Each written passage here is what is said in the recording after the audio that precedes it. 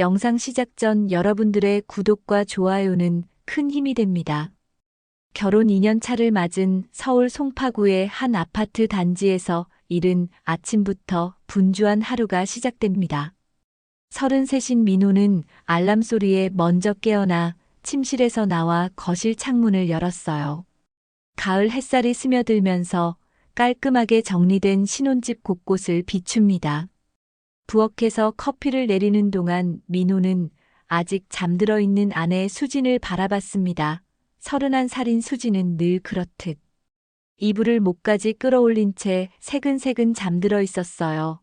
민호는 조용히 미소를 지으며 출근 준비를 시작했습니다. 대기업 마케팅팀에서 일하는 민호의 하루는 언제나 바쁩니다.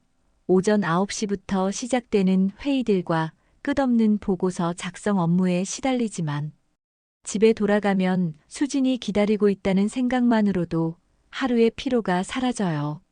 수진 역시 중소기업 회계팀에서 성실하게 일하며 맞벌이 가정을 꾸려가고 있었습니다. 저녁 7시 민호가 퇴근하면 수진은 이미 간단한 저녁을 준비해두고 있습니다. 오늘도 마찬가지였어요. 현관문을 열고 들어선 민호를 맞이하는 것은 따뜻한 불빛과 맛있는 음식 냄새였습니다. 여보, 오늘 하루 어땠어요? 수진이 앞치마를 두른 채 다가와 민호의 가방을 받아들여요. 민호는 수진의 이마에 가볍게 입맞춤을 하며 고생했다고 말했습니다. 이런 소소한 일상이 민호에게는 더할 나위 없는 행복이었어요. 식탁에 마주 앉은 부부는 오늘 하루 있었던 일들을 나누기 시작합니다. 민호는 회사에서 진행 중인 새로운 브랜드 런칭 프로젝트에 대해 이야기했고, 수진은 동료들과 있었던 재미있는 에피소드를 들려주었습니다. 회계팀 막내 직원이 장부를 잘못 작성해서 모두가 야근을 했다는 이야기에 민호는 웃음을 터뜨렸어요. 저희 이제 슬슬 아기 계획도 세워볼까요? 민호가 조심스럽게 꺼낸 말에 수진은 얼굴이 붉어지며 아직 이르지 않냐고 대답합니다. 하지만 그 표정에는 설렘이 가득했어요. 민호는 수진의 손을 잡으며 천천히 준비해 나가자고 말했습니다. 주말이면 두 사람은 손을 잡고 근처 올림픽 공원을 산책하거나 잠실 롯데월드몰에서 쇼핑을 즐겼습니다. 아직 아이가 없는 신혼부부답게 자유롭고 여유로운 시간을 보냈어요. 때로는 영화를 보러 가기도 하고, 맛있다는 식당을 찾아 강남이나 홍대까지 멀리 나가기도 했습니다. 민호와 수진은 서로를 아껴주는 마음이 깊었습니다. 작은 일에도 고마워하고 상대방이 힘들어하면 먼저 다가가 위로해 주었어요. 주변 사람들이 보기에도 참 잘 어울리는 부부였습니다. 민호의 어머니는 수진을 친딸처럼 아꼈고, 수진의 부모님도 민호를 믿음직한 사위로 여겼습니다. 결혼 전 3년간의 연애 기간을 거쳐 자연스럽게 결혼에 이른 두 사람이었어요. 서로의 성격과 취향을 잘 알고 있었고, 큰 갈등 없이 평온한 일상을 이어가고 있었습니다. 가끔 작은 다툼이 있어도 하루를 넘기지 않고 화해하는 것이 이들 부부만의 규칙이었습니다. 민호의 직장 동료들도 수진을 좋아했습니다. 회사 모임에 함께 나갔을 때 수진의 밝고 상냥한 성격에 모두들 민호를 부러워했어요. 수진 역시 민호의 성실하고 책임감 있는 모습을 자랑스러워했습니다. 친구들 사이에서도 모범 부부로 통했죠. 이들 부부의 작은 30평 아파트는 사랑으로 가득 찼습니다. 거실 벽에 걸린 결혼사진 속 두 사람의 미소는 지금도 여전히 밝고 행복해 보였어요. 침실 화장대 위에는 신혼여행 때 찍은 사진들이 놓여 있었고, 냉장고에는 서로에게 남긴 작은 메모들이 붙어 있었습니다. 민호가 결혼한 지 석 달쯤 지났을 때 회사에 새로운 변화가 생겼습니다. 같은 팀에 새로 배치된 동기 한 명이 있었는데, 그가 바로 정우였어요. 정우는 민호와 같은 나이인 33으로 대학 동기이기도 했습니다. 대학 때부터 알고 지내던 사이였지만 졸업 후에는 연락이 뜸했다가 이번에 회사에서 다시 만나게 된 거였죠. 정우는 키가 크고 잘생긴 외모에 말솜씨도 좋았습니다. 회사에서도 금세 인기를 얻었고 상사들로부터 좋은 평가를 받고 있었어요. 민호는 오랜만에 만난 동기와 함께 일하게 되어 반가웠습니다. 점심시간마다 함께 식사를 하며 대학 시절 추억을 나누곤 했죠. 어느 날 정우가 민호에게 제안을 했습니다. 민호야, 우리 오랜만에 만났으니까 집에 한번 놀러 와도 될까? 나도 결혼한 지 1년 정도 됐거든. 우리 와이프들끼리도 인사시켜주면 좋겠어. 민호는 수진과 상의해 본 후 흔쾌히 승낙했습니다. 다음 주 토요일 저녁 정우가 아내 유미와 함께 민호의 집을 찾아왔어요. 유미는 29살로 수진보다 2살 어렸고 화장품 회사에서 마케팅 일을 하고 있었습니다. 긴 생머리에 하얀 피부를 가진 유미는 첫인상부터 상당히 매력적이었어요. 수진이 정성스럽게 준비한 저녁 식탁에서 네 사람은 자연스럽게 대화를 나누기 시작했습니다. 정우와 민호는 대학 시절 이야기로 분위기를 띄웠고 수진과 유미는 직장 생활과 결혼 생활에 대한 이야기를 나눴어요. 유미는 목소리가 부드럽고 말을 재미있게 하는 편이어서 수진도 금세 마음을 열었습니다. 정우는 와인을 가져와서 분위기를 더욱 좋게 만들었어요. 평소 술을 많이 마시지 않던 수진도 분위기에 휩쓸려 몇 잔 마셨습니다. 유미 역시 술을 잘 마시는 편이어서 네 사람은 밤늦도록 이야기꽃을 피웠어요. 정우는 대학 때처럼 분위기를 잘 이끌어갔고 유미도 적극적으로 대화에 참여했습니다. 그날 이후로 두 부부는 자주 만나게 되었습니다. 다음에는 정우와 유미가 자신들의 집으로 민호 부부를 초대했어요. 정우의 집은 민호의 집보다 조금 더 큰 40평 아파트였고 인테리어도 세련되게 되어 있었습니다. 유미의 센스가 돋보이는 집이었죠. 주말마다 번갈아 가며 집에서 모이거나 함께 외식을 하는 것이 일상이 되었습니다. 때로는 네 명이 함께 영화를 보러 가기도 하고 놀이공원에 가기도 했어요. 마치 연인 시절로 돌아간 것처럼 즐거운 시간들이었습니다. 민호는 정우와 함께 있을 때 대학생 때처럼 자유로운 기분을 느꼈습니다. 정우는 여전히 유머 감각이 뛰어났고 분위기 메이커 역할을 잘했어요. 수진도 유미와 친해지면서 새로운 친구를 얻은 기분이었습니다. 유미는 패션 감각이 좋아서 수진에게 옷 입는 법이나 화장법을 알려주기도 했죠. 회사에서도 민호와 정우는 한 팀이 되어 일했습니다. 정우의 뛰어난 기획력과 민호의 꼼꼼한 실행력이 잘 맞아떨어져서 좋은 성과를 내고 있었어요. 상사들도 이 두 사람의 팀워크를 높이 평가했습니다. 동기끼리 협력해서 일하는 모습이 보기 좋다고 말하기도 했죠. 수진과 유미는 평일에도 종종 만나서 점심을 함께 먹거나 쇼핑을 했어요. 유미는 수진에게 새로운 맛집을 소개해주기도 하고 함께 문화센터 요가 수업을 듣기도 했습니다. 수진은 유미와 함께 있을 때 더 활발해지고 적극적인 모습을 보였어요. 민호야, 정말 좋은 친구 얻은 것 같아. 수진이 어느 날 저녁 민호에게 말했습니다. 유미 언니가 정말 좋은 사람이야. 나보다 어리지만 오히려 내가 배울 점이 많더라. 민호도 동감했습니다. 정우 역시 믿을 만한 친구였고 함께 일하는 것도 즐거웠거든요. 이렇게 석 달 정도가 지나면서 네 사람은 진짜 가족 같은 사이가 되었습니다. 서로의 집을 자유롭게 드나들었고 각자의 고민이나 걱정거리도 나누었어요. 민호는 정우 부부를 만난 것을 정말 행운이라고 생각했습니다.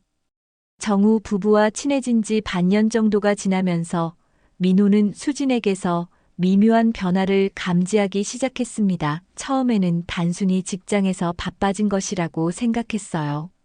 수진이 평소보다 늦게 집에 들어오는 일이 잦아졌거든요. 여보, 오늘도 야근이야. 수진이 오후 5시쯤 민호에게 전화를 걸어 말했습니다. 회사에서 연말 결산 때문에 정말 바빠. 아마 9시나 10시는 되어야 들어갈 수 있을 것 같아. 민호는 고생한다며 이해한다고 대답했지만 속으로는 조금 이상하다는 생각이 들었어요. 수진이 다니는 중소기업 회계팀은 평소 야근이 많지 않은 곳이었거든요. 그런데 최근 들어 일주일에 서너 번은 늦게 들어오고 있었습니다. 민호가 물어봐도 수진은 연말이라 바쁘다는 말만 반복했어요. 집에 들어온 수진의 모습도 예전과 달랐습니다. 피곤해 보이기는 했지만 왠지 모르게 기분이 좋아 보였어요. 화장도 평소보다 진하게 하고 다니는 것 같았고 새로 산 옷들이 옷장에 하나둘씩 늘어나고 있었습니다. 가장 큰 변화는 부부 관계였습니다. 결혼 2년 차치고는 꽤 활발했던 이들의 부부 생활이 현저히 줄어들었어요. 민호가 은근히 접근해도 수지는 피곤하다며 피하는 일이 많아졌습니다. 주말에도 마찬가지였어요. 민호는 이런 상황에서 용기를 내어 아기 계획에 대해 다시 한번 이야기해 봤습니다. 수진아, 우리 이제 진짜 아기 계획 세워보자. 주변 친구들도 다들 임신 소식이 들려오고 우리 부모님들도 기다리고 계시잖아. 하지만 수진의 반응은 예상과 달랐습니다. 아직은 좀 이른 것 같아. 나도 직장 생활 안정시키고 싶고 우리 경제적으로도 좀 더 여유로워져야 하지 않을까. 수진의 대답은 차갑게 느껴졌어요. 예전 같으면 부끄러워하면서도 긍정적으로 반응했을 텐데 말이죠. 핸드폰을 보는 수진의 모습도 달라졌습니다. 예전에는 민호 앞에서 자유롭게 핸드폰을 사용했는데 이제는 화면을 가리거나 다른 방으로 가서 통화를 하는 일이 늘었어요. 누가 전화 왔냐고 물어봐도 회사 동료라거나 친구라는 대답만 돌아왔습니다. 정우 부부와 만날 때도 수진의 태도가 변했습니다. 예전처럼 적극적이지 않았고 오히려 조심스러워하는 모습을 보였어요. 특히 정우와 대화할 때는 시선을 잘 마주치지 않으려 했습니다. 민호는 이상하다고 생각했지만 별다른 의심은 하지 않았어요. 어느 토요일 오후 4명이 함께 카페에 앉아 있을 때였습니다. 정우가 화장실에 간 사이 유미가 갑자기 말했어요. 수진 언니 요즘 되게 예뻐지신 것 같아요. 화장품 바꾸셨나요? 피부도 좋아지고 표정도 밝아지신 것 같은데. 수진은 당황한 듯 얼굴이 빨갛게 달아올랐습니다. 별거 아니야. 그냥 요즘 운동을 좀 하고 있어서 그런가 봐. 민호는 수진이 언제부터 운동을 했나 하고 의아해했어요. 집에서는 운동한다는 말을 들어본 적이 없었거든요. 그날 저녁 집으로 돌아온 후 민호는 수진에게 물어봤습니다. 여보, 요즘 운동 어디서 하고 있어? 나도 같이 하면 안 될까? 수진은 잠깐 머뭇거리더니 회사 근처 헬스장에서 점심시간에 잠깐씩 한다고 대답했어요. 민호는 수진의 변화가 단순히 바쁜 직장 생활 때문일 거라고 스스로를 납득시키려 했습니다. 신혼 초기의 열정이 조금씩 식어가는 것도 자연스러운 일이라고 생각하려 했어요. 하지만 마음 한구석에서는 뭔가 놓치고 있는 것 같은 불안감이 자리 잡기 시작했습니다. 주말 아침 수진이 샤워를 하는 동안 민호는 거실에서 텔레비전을 보고 있었어요. 그때 수진의 핸드폰에서 메시지 알림음이 들렸습니다. 평소라면 신경 쓰지 않았을 텐데. 왠지 모르게 시선이 그쪽으로 향했어요. 화면에는 발신자 이름이 보이지 않고 번호만 표시되어 있었습니다. 민호는 고개를 돌려 다시 텔레비전에 집중하려 했지만 마음이 불편했습니다. 아내를 의심한다는 것 자체가 싫었지만 최근의 변화들이 계속 마음에 걸렸어요. 민호가 수진의 변화를 의심하기 시작한 지 한 달 정도 지났을 때 결정적인 순간이 찾아왔습니다. 어느 목요일 오후. 민호는 갑작스러운 두통으로 조퇴를 하게 되었어요. 평소라면 수진에게 미리 연락을 했겠지만 머리가 너무 아파서 그냥 집으로 향했습니다. 오후 3시쯤 집에 도착한 민호는 현관문 비밀번호를 누르며 안으로 들어섰어요. 거실은 조용했고 수진은 아직 퇴근 전이라 집에 없을 것이라고 생각했습니다. 민호는 침실로 가서 잠깐 누워 있으려 했어요. 그런데 침실 문을 열려는 순간 안에서 수진의 목소리가 들려왔습니다. 전화 통화를 하는 것 같았어요. 민호는 수진이 집에 있다는 사실에 놀랐지만 아픈 머리 때문에 별다른 생각을 하지 못했습니다. 하지만 수진의 말을 듣는 순간 민호의 온몸이 얼어붙었어요. 여보, 나도 당신이 보고 싶어. 오늘 몇 시에 만날 수 있어. 수진의 목소리는 평소 민호에게 하던 것과는 전혀 달랐습니다. 애교가 섞인 달콤한 톤이었어요. 민호는 문 앞에서 움직일 수 없었습니다. 수진의 통화는 계속되었어요. 응, 알았어. 그 호텔로 갈게. 당신도 일찍 빠져나와. 우리 오늘 시간 많이 있으니까 천천히 얘기해요. 심장이 쿵쾅거리기 시작했습니다. 민호는 조용히 현관 쪽으로 발걸음을 돌렸어요. 그리고 밖으로 나가서 다시 문을 소리나게 열며 들어갔습니다. 여보, 나왔어. 머리가 아파서 일찍 왔어. 침실에서 나온 수진의 얼굴은 창백했습니다. 당신 왜 이렇게 일찍 와? 괜찮아. 수진은 당황한 기색을 감추려 애쓰며 민호에게 다가왔어요. 민호는 최대한 자연스럽게 행동하려 했습니다. 응, 두통이 심해서 조퇴했어.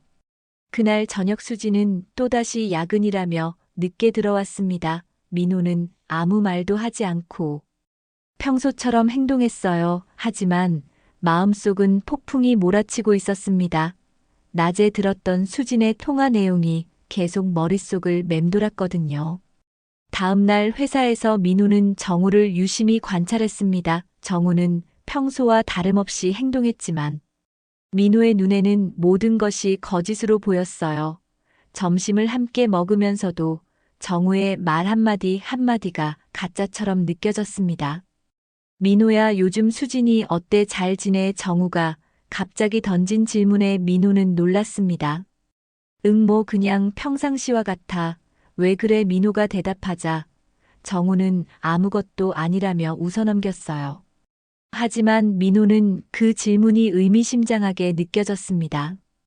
그날부터 민호는 수진의 행동을 더 자세히 관찰하기 시작했어요. 수진이 야근이라고 할 때마다 정우의 움직임도 체크했습니다. 놀랍게도 수진이 늦게 들어오는 날이면 정우도 늦게까지 회사에 남아있지 않았어요. 일주일 정도 지켜본 후 민호는 확신을 갖게 되었습니다. 수진과 정우가 바람을 피우고 있다는 것을 말이에요. 믿었던 아내와 친구에게 동시에 배신당했다는 사실에 민호는 큰 충격을 받았습니다. 하지만 민호는 감정적으로 행동하지 않았어요. 대신 냉정하게 생각해 보기로 했습니다. 섣불리 추궁했다가 증거를 없앨 수도 있었거든요. 민호는 며칠 동안 아무런 내색 없이 평소처럼 생활했습니다. 주말에 4명이 만났을 때도 민호는 최대한 자연스럽게 행동했어요.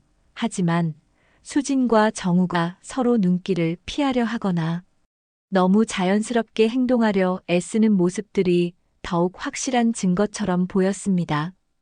그런 상황이 2주 정도 지속된 후 민호는 결심을 했습니다. 확실한 증거를 잡기 위해 사설 탐정을 고용하기로 한 거예요. 인터넷에서 평점이 좋은 탐정 사무소를 찾아 전화를 걸었습니다. 탐정과의 첫 만남에서 민호는 상황을 자세히 설명했어요. 탐정은 경험이 많아 보이는 50대 남자였습니다.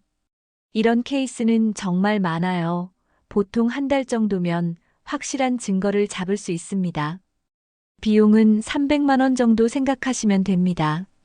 민호는 돈이 문제가 아니라고 대답했습니다. 다만 확실한 증거를 원한다고 강조했어요. 법적으로도 문제없을 만큼 명확한 증거를 원한다고 말했습니다. 탐정은 이해한다며 최선을 다하겠다고 약속했어요. 계약서를 작성하고 집으로 돌아가는 길에 민호의 마음은 복잡했습니다. 아직도 믿고 싶지 않은 마음이 있었거든요. 하지만 확실히 해야 한다는 생각이 더 컸어요. 이렇게 민호의 복수는 조용히 시작되었습니다. 탐정을 고용한 지 3주가 지났을 때 드디어 연락이 왔습니다. 탐정 사무소에서 충분한 증거를 확보했으니 만나서 보고를 해주겠다는 내용이었어요. 민호는 퇴근 후 탐정 사무소로 향했습니다. 가슴이 두근거리면서도 한편으로는 진실을 알게 된다는 안도감이 들었어요. 탐정 사무소에 도착한 민호 앞에 펼쳐진 것은 충격적인 증거들이었습니다. 탐정은 두꺼운 파일을 민호 앞에 놓으며 말했어요. 예상했던 것보다 훨씬 확실한 증거들을 확보했습니다. 부인과 정우 씨의 불륜 관계가 명확하게 드러나는 자료들이에요. 첫 번째 사진들은 호텔 출입 장면이었습니다. 강남의 한 비즈니스 호텔 앞에서 수진과 정우가 함께 들어가는 모습이 선명하게 찍혀 있었어요. 시간은 오후 2시경이었고 둘 다 점심시간을 이용해 나온 것 같았습니다. 수진은 평소보다 화려한 옷차림이었고 정우와 자연스럽게 팔짱을 끼고 있었어요. 두 번째는 모텔 출입 장면들이었습니다. 여러 날짜에 걸쳐 촬영된 사진들이었는데 강동구의 한 모텔에서 나오는 수진과 정우의 모습이 담겨 있었어요. 특히 충격적인 것은 모텔에서 나오며 서로의 옷매무새를 정리해주는 모습이었습니다. 수진의 머리카락이 흐트러져 있었고 정우는 셔츠 단추를 채우고 있었어요. 세 번째 증거는 회사 지하 주차장에서의 장면이었습니다. 정우의 차 안에서 두 사람이 스킨십을 하는 모습이 망원렌즈로 촬영되어 있었어요. 키스하는 장면과 서로를 껴안는 모습까지 생생하게 기록되어 있었습니다. 민호는 사진을 보는 것만으로도 속이 뒤틀리는 것 같았어요. 하지만 가장 결정적인 증거는 따로 있었습니다. 탐정이 마지막으로 꺼낸 것은 블랙박스 녹음 파일이었어요. 정우의 차량에 몰래 설치한 녹음 장치를 통해 얻은 대화 내용이었습니다. 파일을 재생하자 수진과 정우의 목소리가 선명하게 들려왔어요. 여보, 우리 이제 어떻게 할 거야? 수진의 목소리는 애교가 가득했습니다. 민호에게는 절대 들려준 적 없는 톤이었어요. 정우가 대답했습니다. 나도 유미한테 지쳤어. 수진아, 우리 그냥 같이 살자. 이혼하고 새로 시작하는 거야. 어차피 민호도 눈치 못 채고 있잖아. 수진이 웃으며 대답했어요. 당신 말이 맞아. 민호는 정말 순진해. 의심할 줄도 몰라. 나는 이미 마음을 정했어. 당신이랑 새로운 인생을 시작하고 싶어. 민호는 녹음을 듣는 동안 주먹을 꽉 쥐었습니다. 자신에 대한 조롱과 모욕까지 담긴 대화 내용에 분노가 치밀어 올랐어요. 하지만 동시에 이제 모든 것이 확실해졌다는 안도감도 느꼈습니다. 탐정은 계속해서 더 많은 증거들을 보여주었습니다. 수진이 정우와 만나기 위해 거짓말을 한 날짜들의 정확한 기록, 회사에서 함께 나가는 모습들, 심지어 둘이 함께 쇼핑하며 커플링을 사는 장면까지 있었어요. 이 모든 증거들은 법적으로도 충분히 효력이 있을 거예요. 특히 블랙박스 녹음은 상간자 소송에서도 결정적인 역할을 할 수 있습니다. 탐정이 설명을 이어갔어요. 불륜의 지속성과 고의성이 모두 증명되거든요. 민호는 모든 자료를 꼼꼼히 살펴본 후 탐정에게 감사를 표했습니다. 정말 완벽한 작업이었어요. 이제 법적 절차를 위한 준비가 필요하겠네요. 탐정은 고개를 끄덕이며 법무법인 연락처까지 건네주었습니다. 집으로 돌아가는 차 안에서 민호는 복잡한 심정이었어요. 이제 더 이상 의심할 여지가 없었습니다. 수진과 정우의 불륜은 명백한 사실이었고 그들은 자신들의 배우자를 완전히 바보 취급하고 있었어요. 그날 밤 평소처럼 늦게 들어온 수진을 바라보며 민호는 놀라운 자제력을 발휘했습니다. 아무런 내색 없이 평상시와 똑같이 행동했어요. 오히려 수진에게 더 다정하게 굴었습니다.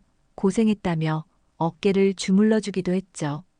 수진은 민호의 다정한 행동에 오히려 당황하는 것 같았어요. 고마워, 당신도 고생 많아. 빨리 씻고 잘게. 수진은 서둘러 샤워실로 향했습니다. 민호는 수진의 뒷모습을 바라보며 차가운 미소를 지었어요. 그날 밤 민호는 잠들지 않고 모든 증거들을 다시 정리했습니다. 사진들을 시간순으로 배열하고 녹음 파일들의 중요한 부분들을 따로 표시해 두었어요. 이제 진짜 복수가 시작될 시간이었습니다. 민호는 모든 증거를 확보한 후 일주일 동안 신중하게 계획을 세웠습니다. 먼저 믿을 만한 변호사를 찾아 상담을 받았어요. 강남의 한 대형 법무법인에서 이혼 전문 변호사를 만났습니다. 변호사는 민호가 가져온 증거들을 보더니 감탄했어요. 이 정도면 완벽한 증거입니다. 불륜의 증거가 이렇게 명확한 경우는 드물어요. 재산 분할에서 유리한 위치에 설 수 있고 상간자 손해배상 청구도 충분히 가능합니다. 변호사의 설명을 들으며 민호는 마음속으로 계획을 다졌어요. 민호는 이혼 소송 준비와 함께 재산 정리도 시작했습니다. 공동 명의로 되어 있던 통장들을 정리하고 중요한 서류들을 따로 보관했어요. 수진이 눈치채지 못하도록 조심스럽게 진행했습니다.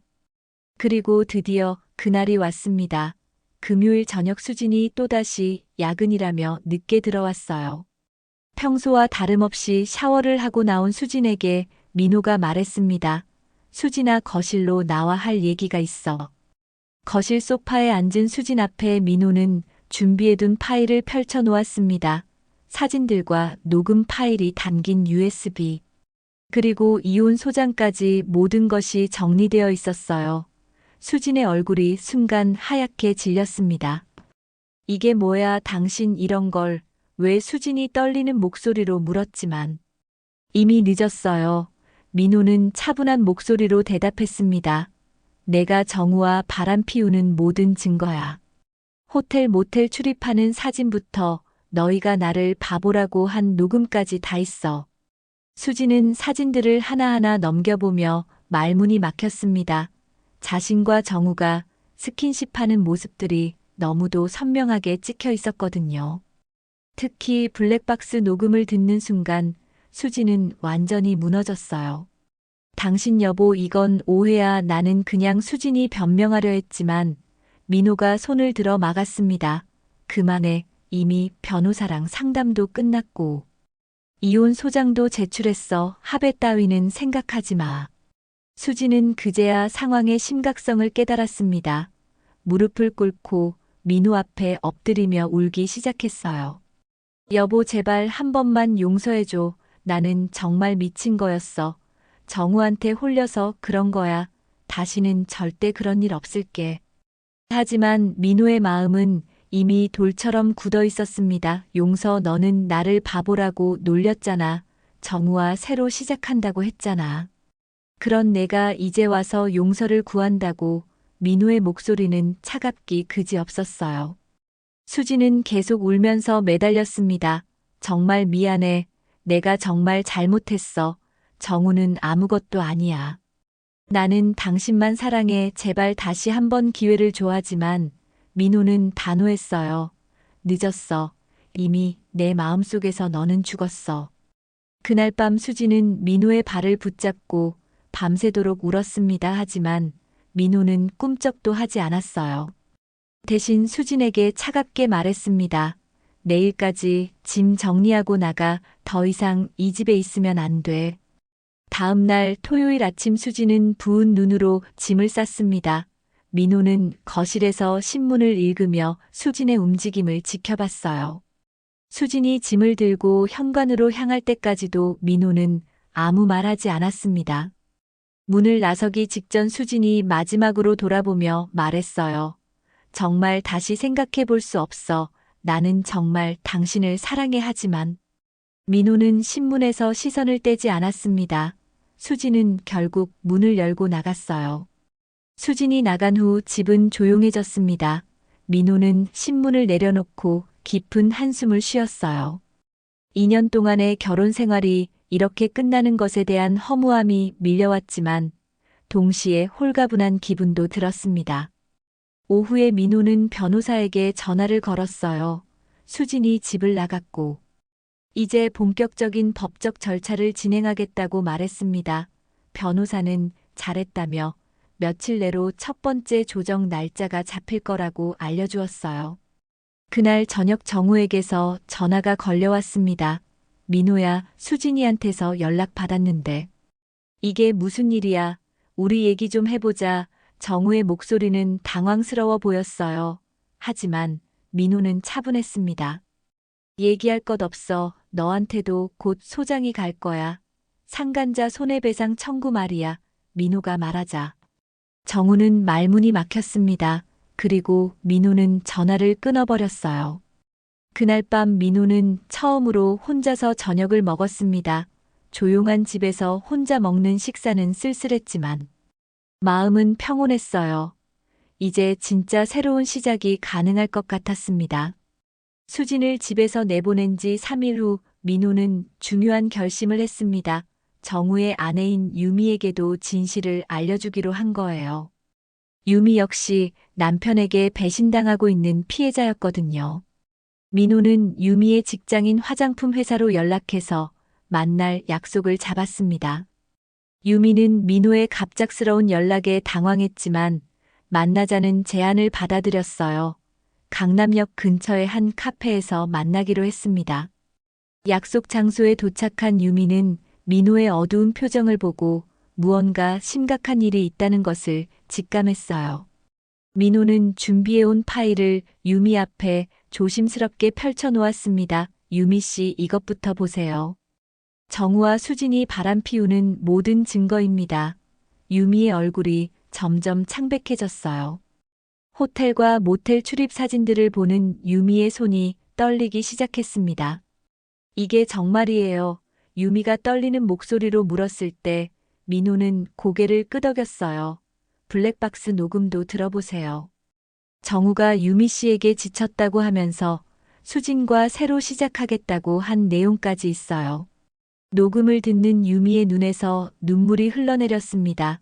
자신을 사랑한다고 매일 말하던 남편이 뒤에서는 지겹다고 말하고 있었거든요.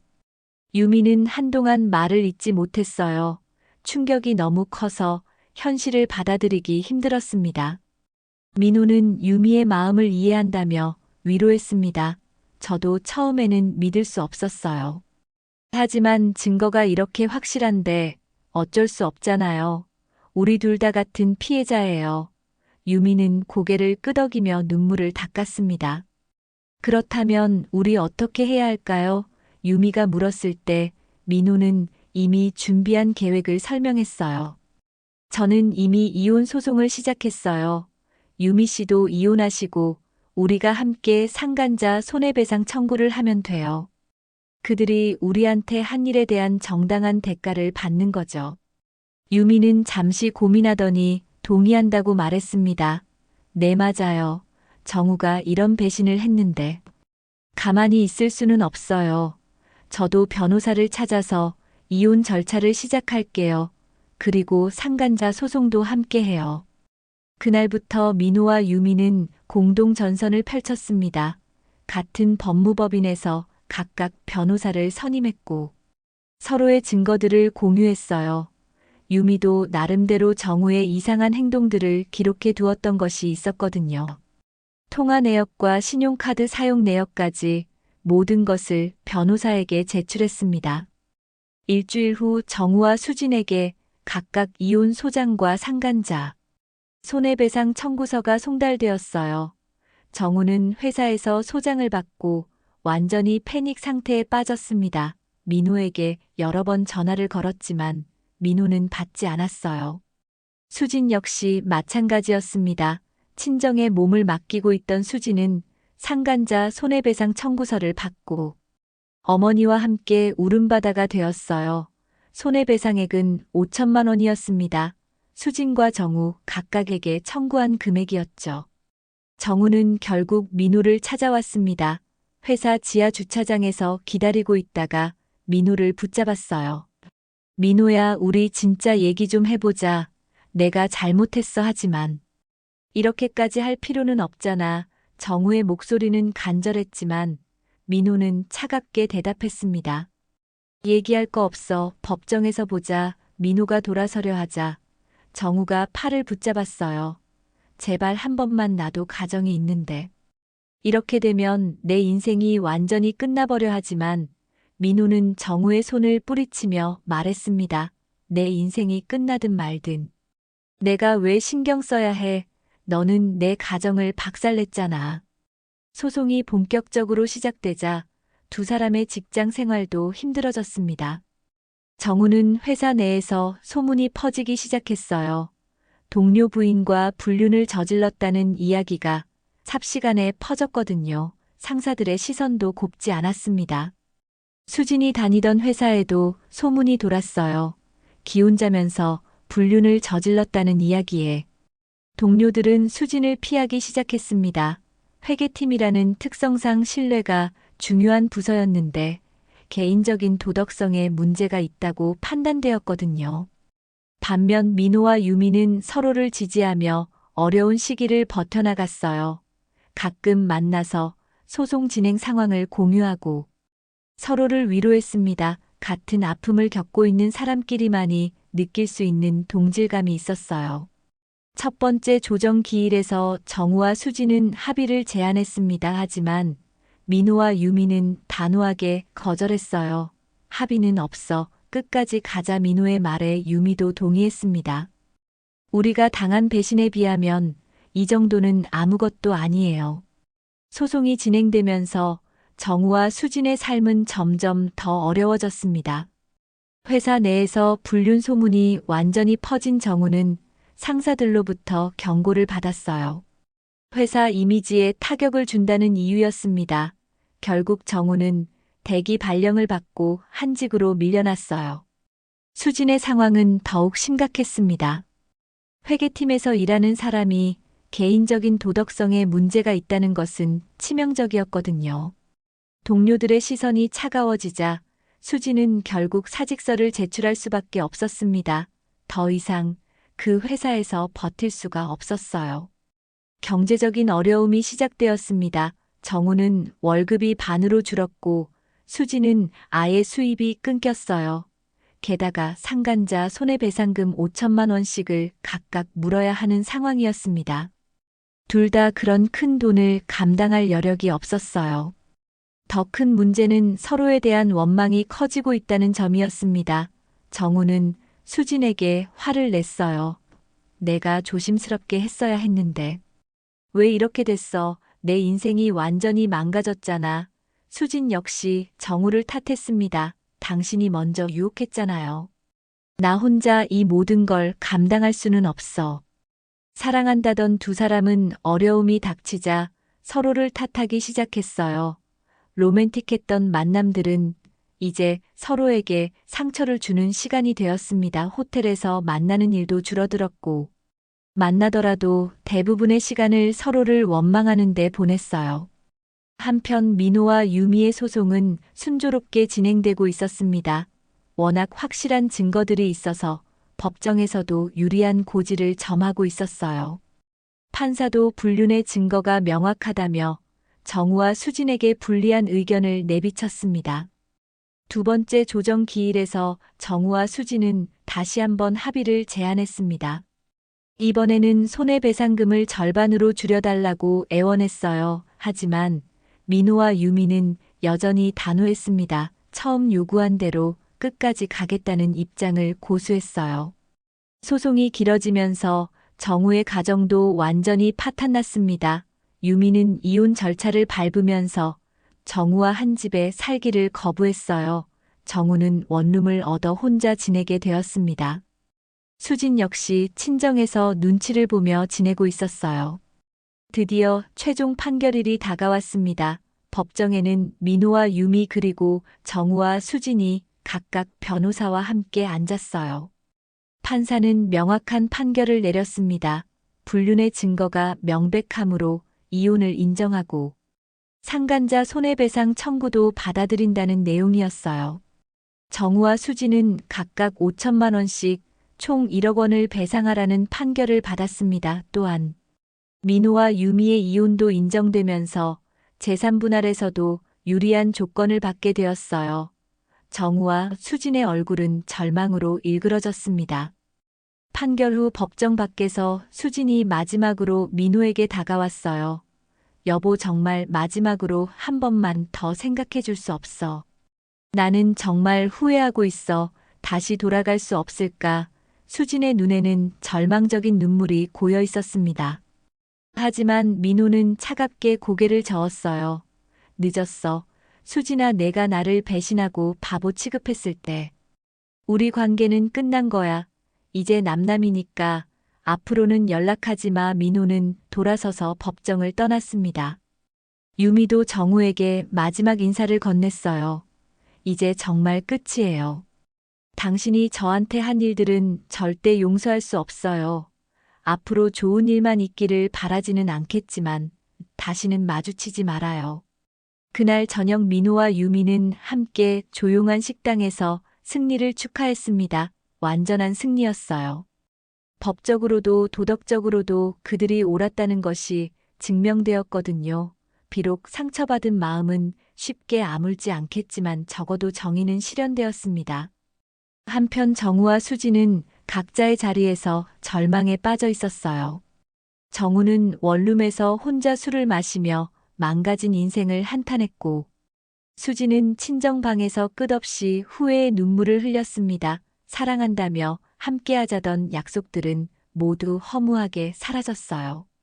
1년 후 민호는 새로운 직장에서 새로운 시작을 하고 있었습니다. 상처는 아직 남아 있었지만 배신자들에게 정당한 대가를 치르게 한 것에 대한 만족감이 있었어요.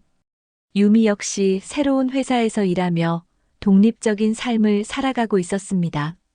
정우와 수지는 여전히 경제적 어려움에 시달리고 있었어요. 손해배상금을 갚기 위해 대출을 받아야 했고, 사회적 시선도 차가웠습니다. 그들의 분류는 철저한 대가를 치르게 된 것입니다. 배신에는 반드시 응보가 따른다는 것을 뼈저리게 깨달았지만 이미 모든 것이 늦었어요.